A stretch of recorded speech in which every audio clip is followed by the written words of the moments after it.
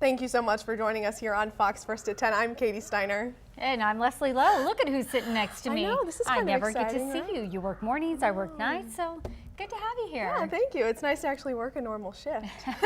What is that anyway? I know, exactly. But it's supposed to be a wonderful weekend. Oh, I can't boy. wait. Yeah, as we head into the weekend, all of this unsettled weather we've had is in the past. Father's Day, we could not have asked for better weather. So the barbecue's okay? Yeah, fire up that barbecue. Perfect. Here's a live look over downtown Spokane. Take a look at this. We do have a few clouds out there and a few showers that are lingering up across the Canadian border. This is a great shot, by the way, of downtown Spokane. And a look at our satellite radar. There's those light showers still hovering up across the Canadian border. Not much. We've got a few light clouds out there. Otherwise, again, all in the clear. We'll look for mostly clear skies as we head into the overnight hours. Temperatures, it has felt a little bit chilling. We've certainly seen much cooler temperatures for areas across the Northeast Mountains. So overnight tonight, Deer Park, you're looking to get back down to the mid-30s or so. It is going to be chilly out there. If you do have vegetable gardens or flowers planted, it might be a safe bet to go ahead and cover those up. Better safe than sorry. Now, right now, 59 degrees is our current temperature. We're at 52 in Coeur d'Alene. We're still sitting in the 60s for temperatures in Omak, Wenatchee, down through Moses Lake. Your day planner for tomorrow, this is where it gets really good. We're going to start out a little bit chilly, nothing but sunshine throughout the day. You can see our bar here indicating green. That means good to go. And our highs tomorrow, 77 degrees. And if you like that, you are going to love Sunday. All those details coming up in just a few minutes. Katie, back to you. All right, thanks so much, Leslie. Now, the owner of the Pizzeria here in Spokane gave us surveillance video of the robbery last month. Now, this new video, along with $10,000 reward, gives anyone with information a big reason to call in. Now, we send it to Patrick Erickson. He's been in close contact with the owner of the Pizzeria shop since this robbery. He joins us live now with the latest. Patrick? Katie, good evening. That robber 19 days ago was able to get away with just a small amount of cash and unbelievably actually took the tip jar from the restaurant here on North Wall. Now take a look. This brand new surveillance video released today. You can see that man wearing a black shirt and jeans, wearing a red bandana over his face at the time, and unbelievably holding a gun, pointing it at everyone in the store, employees in their face, customers, everyone, as he takes money out of the cash register. Now, a delivery driver actually chased that man for a short distance as he got back from a delivery route until that gunman again turned around, pointed the gun back at him. At that point, that delivery driver gave up the chase. Tonight, Brian Dickman, the owner of this restaurant, is offering that $10,000 reward, leading to the arrest and conviction of this suspect. He's asking anyone with information to contact him personally with this information. He's hoping to personally take care of this with the help, hopefully, from the Spokane Police Department. Tonight, his number, 953-1486. He says, more importantly than anything, this is about his employees' safety. Reporting live in North Spokane, Patrick Erickson, Fox First at 10. All right, thank you so much, Patrick. Now, there is a new break and some other armed robberies here in the area. Tonight, the man police say robbed both a North Spokane Albertsons and a coffee shop nearby this week is behind bars. He was arrested at the Royal Scott Motel on Division. His name is Daniel Drake. He's 39 years old and he's had quite a busy week. Now, according to the Spokane police detectives, he's the person who robbed an Albertsons on Tuesday and then a Java Hut just a few blocks away on Wednesday. In both cases, they say it was very violent. At Albertsons, detectives say he walked up to the customer service desk and demanded money.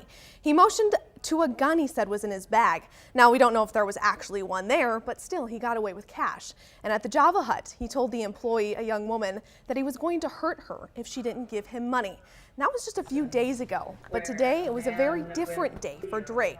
He made his first appearance at the Spokane County Courthouse. Police say they only figured out who he was and where he was hiding thanks to some tips from witnesses. They think he might be behind some other robberies here in the area as well, and we'll keep you posted on that. Now to our other big story tonight, a violent shooting in North Spokane and possibly who is armed and dangerous shooter who's still on the loose. Now detectives say a young man named Isaiah Schauman was driving in the 7000 block of North Atlantic when police say he pulled a gun out and shot 31-year-old Fabian McBride. Schauman took off and hasn't been seen since. Tonight, KHQ's Alex Rozier has more on this search. Katie, good evening. Everyone that knows these men say that Isaiah referred to Fabian, the man that he murdered, as an uncle, a family member, and a friend. But now 31-year-old Fabian McBride is dead. He is a father to 5. His brother told me that he loved his 5 kids so much. But this all started over a break-in that took place just a couple days before the murder. Fabian lived at the apartment complex next to where all of this happened. He was house sitting for his neighbor this weekend. Isaiah broke in and stole 2 flat-screen TVs from that apartment that Fabian was watching.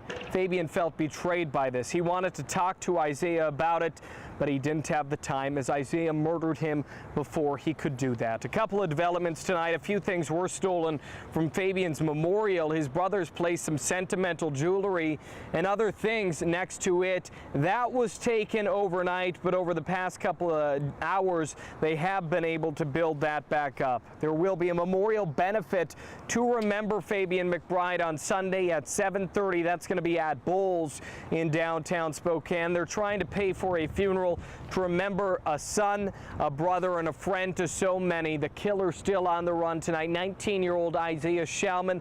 Police say that this was not random. The Spokane County Sheriff's Office is investigating this.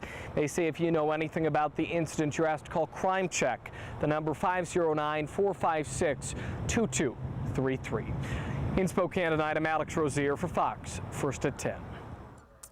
Thank you, Alex. Another big shooting we're following tonight. Cooney County Sheriff's Office continues to investigate the death of a man shot by an ISP trooper. Today, the deputy and trooper who were involved were questioned, and we're waiting to get information on that part of the investigation.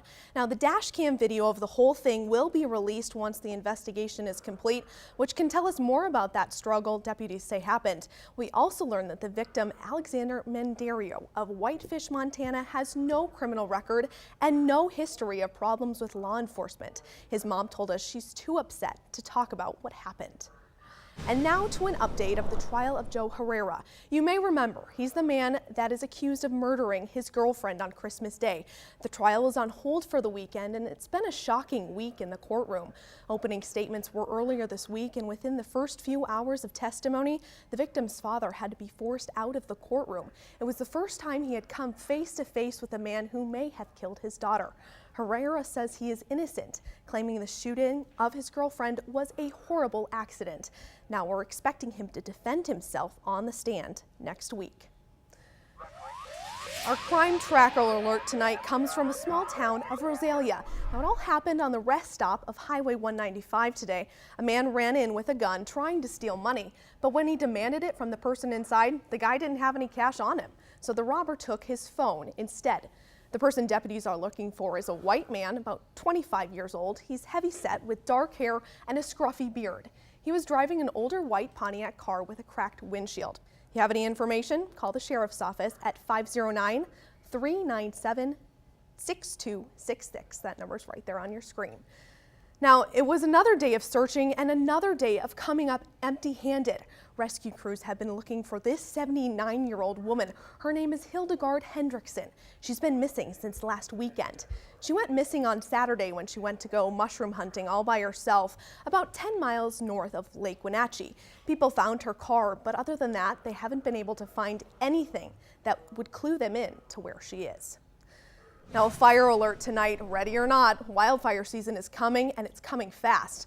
Brush fires are already popping up in Okanagan County. Just yesterday, 5 fires broke out near Omak, and the smoke and flames forced crews to shut down Highway 97. Now tonight, that part of the road is back open, but you can see why emergency crews were worried. The Okanagan County Sheriff says that the fires were probably caused by heat or sparks from the cars driving by.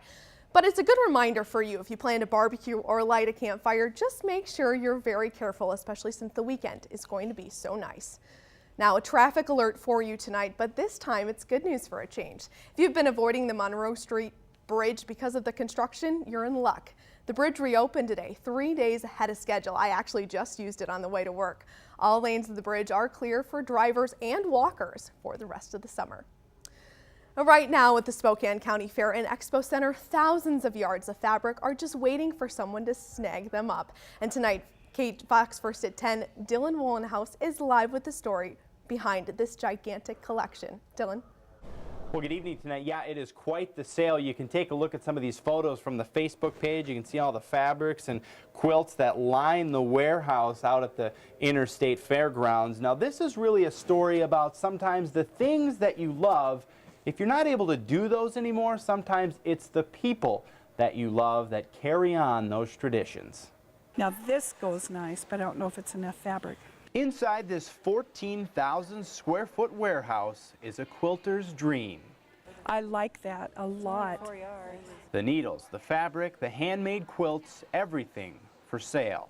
Yeah, this has heart to it, so it's pretty neat. And it's from the heart of one woman. She picked every one of these out with a project in mind, and she did it with passion. It wasn't just going and shopping. Lynn Siebert never mastered the art of quilting quite like her mother-in-law, Mel Siebert.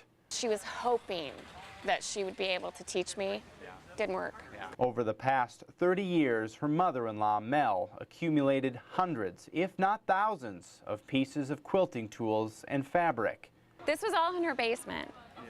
You know, and it was overwhelming when you walked in there. It was just stacks and stacks, organized. But around 2 years ago, it was a fall that left Mel with a traumatic brain injury and now in a memory care facility. She couldn't go downstairs anymore. She couldn't do her sewing anymore. And what Mel couldn't do anymore, the family did by passing on her life's work. You know, she must have been quite a quilter. I mean, I was talking to the family too, and they said she made over 3,000 quilts or more. That's amazing. Oh my gosh. A lifetime spent sewing one common thread of kindness in hopes to inspire those who take home Mel Siebert's work. You know, if somebody can go home and learn how to quilt and continue giving like she did and making people happy with their art, because this is an art form. Now, Mel actually donated a lot of those quilts to various community organizations, and part of that money that's coming from the sale is going to Our Lady of Fatima Church, who is helping out with that sale. A larger part of that money is also going to the medical expenses that Mel and her husband have dealt with. The sale goes through Sunday afternoon through the weekend. It's at the Spokane Interstate Fairgrounds, Building B, right next to the Avista Stadium. Dylan Woolenhouse, Fox First at 10. Thanks so much, Dylan. I'm making a t-shirt quilt for my boyfriend's sister. I think I need to stop by. Now, still to come on Fox First at 10. If you're looking for a summer internship, how about one that pays $6,000 a month? We'll look at some companies offering big bucks and lots of incentives for those young minds. Plus, in tonight's hot spot, some of your favorite artists are set for glory in the Hall of Fame. We'll tell you who's getting the awards this year. Welcome back. Gone are the days of coffee runs and photocopying for interns. Now tech companies are paying big bucks for top talent. It's the new thing at high-tech companies around the country. Summer internships that pay big bucks to attract top students and potential full-time tech workers. Gone are the days of unpaid summer gophers answering phones and fetching coffee like I did. Today, industry giants aggressively recruit the cream of the crop of U.S. tech students and offer a lot of money for their 3-month commitment. These companies are really willing to pay these interns very handsomely, otherwise their competitors will snatch them up. Now, here are the numbers, and take a listen. It's pretty incredible. Google pays summer interns an average of $5,800 a month. Facebook, more than $6,000. And interns at eBay, they have $6,500 a month, and they're plugged into such perks as housing and travel benefits and all the free food they can eat. For a college student, that's pretty good. Facebook and Twitter, these are words that have made their way into our everyday vocabulary, but some people are realizing it's becoming a social hazard. Fox News correspondent Lauren Engel has the story. You can like me now. That's because the weekend looks fantastic for all of you dads. Father's Day actually is the warmest day in the 7-day forecast. We've got nothing but sunshine through the weekend. 84 degrees on Sunday. Some possible thunderstorms for the northern Cascades. Otherwise, a cool down and more showers on the way. I think the dads deserve the best day of the so. week. Let's give it to them. We'll see you back here tomorrow night.